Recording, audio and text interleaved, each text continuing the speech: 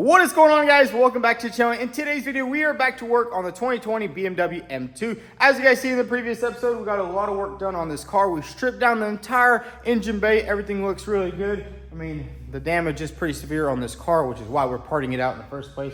But the engine is perfectly fine and the transmission is good, which is always a good thing because that's basically going to pay off this entire car. But we have a lot more work to do on this car. We're pretty much done with the front end. The only thing we will have to do is cut off this apron section right here. Somebody can use it. Obviously this side is completely toast and there's a little bit of wiring, but we don't want to pull out all this wiring just yet because we will have to take out the seats, and usually they're power seats, so you want to be able to move them around.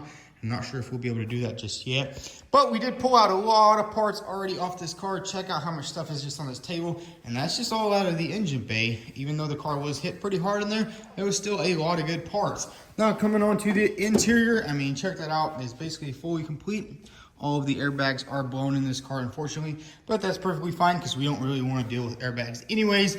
But basically we need to just start stripping this interior out, pull out the seats, pull the doors off because there's a lot of good parts on here, and then we'll move on to the rear end. You know, you can see we got those nice big old calipers, and then we can move on to the trunk. So let's get straight to work. We need to make this car a bare shell today. So let's just go ahead and dive in and start stripping down this car.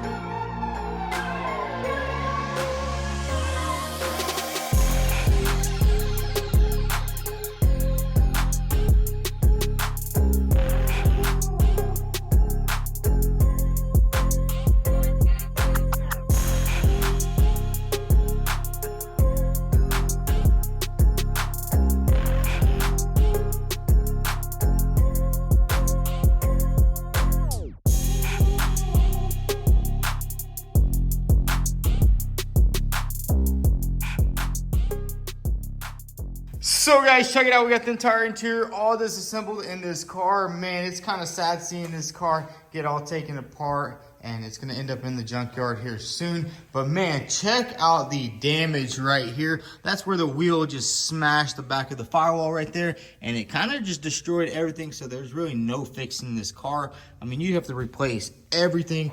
I don't think you can actually replace this floorboard in sections. You have to replace the whole thing unless you splice it in. And it's really just not worth doing on a car like this because, I mean, there's just so much work. There's so much time involved in just cutting all that off. And you have to probably replace all of this right here. And yeah, that's just not worth it. And I really do not want to be welding and grinding and bondoing anymore for just a little bit. You know, we're just gonna take a little break from all that. But now we need to move on to the rear of this car. Now that we got the main interior all disassembled. We need to move on to the rear. We have a lot of stuff that needs to come off back here. Bumper needs to come off, tail lights need to come off. This bumper's in really great shape. And I was looking at these sensors. They might actually be the same as the ones on my G82. So maybe we can use some sensors, use some parts off this BMW on our other build. But let's go ahead and strip down this rear end. And I think we'll also start stripping down the rear suspension, get both wheels off, because there's still a lot of good parts under there. We got the differential, control arm, subframe, pretty much anything you can name in the back, we have it. And it's a good thing that this car wasn't really wrecked in the back. And it's crazy, this right here was not in the auction pictures. I think this happened either on the way here from New York or just sitting at the lot. I think this thing did sit for quite some time. But anyways, let's go ahead and start stripping down the rear of this car.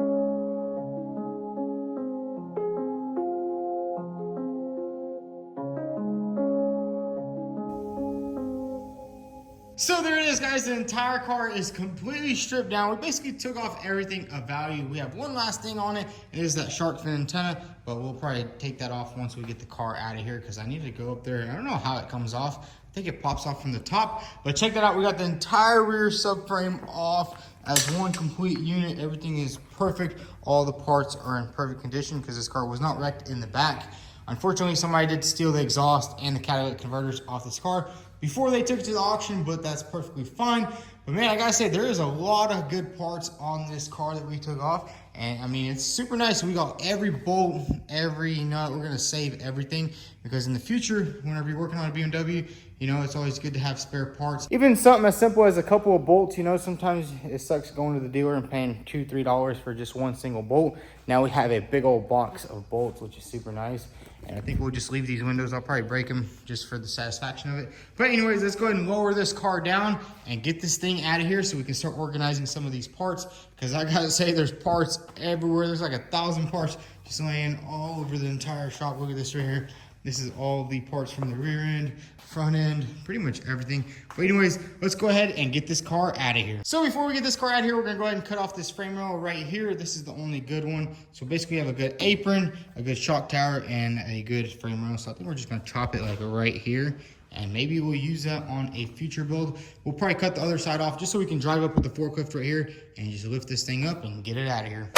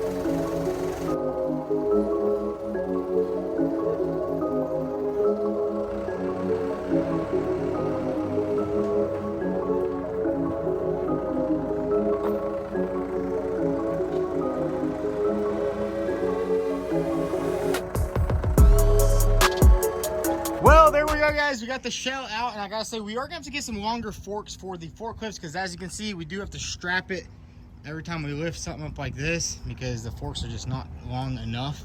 You don't really want it falling off. But yeah, we pretty much got everything we possibly could off this car. Obviously, the glasses would be nice to take off, but I don't have the tool to cut it out, so I'm just gonna scrap all that. But yeah, now let's go inside the shop. We made a giant mess, and now it's gonna be the fun part of cleaning all this up. So let's go ahead and do a little bit of organization in here. Go ahead and throw all the bad parts away, clean all this up, and start sorting out all the good parts.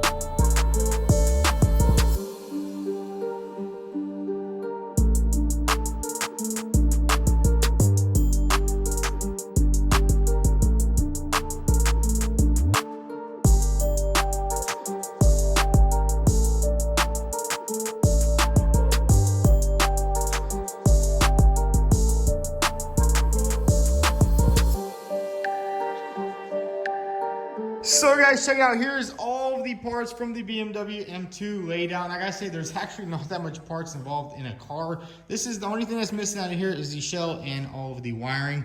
But I mean, it's pretty much everything. I mean, we have suspensions over here. We got headlights, fans, wheels right here. Obviously, we only have 3 of them because one of them was ripped off. But that's crazy. There's not that much parts involved in building a car. I mean, you would think there'd be a little bit more, but this is it. I mean, we got a couple boxes here.